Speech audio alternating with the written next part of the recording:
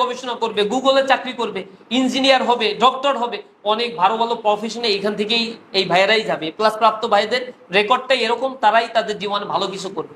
কিন্তু সেখানে গিয়ে যেন আমরা নৈতিকতা বিসর্জন না দিই।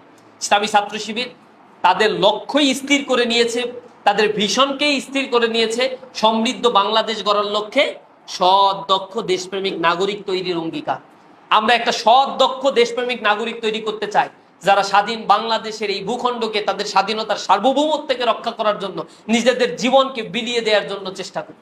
আমাদের ভাইয়েরা, আমরা হাজার হাজার লক্ষ লক্ষ ভাইদেরকেও তো ছাত্র শিবির এই 40-45 বছর ছাত্র শিবিরের প্রতিষ্ঠায় দীর্ঘ সময়ে লক্ষ লক্ষ ছাত্রদেরকে হয়তো বিদায় দিয়েছে এই সংগঠন থেকে। আলহামদুলিল্লাহ আমাদের ভাইয়েরা যে জায়গায় গিয়েছে, ইসলামী ব্যাংক প্রতিষ্ঠা করেছে।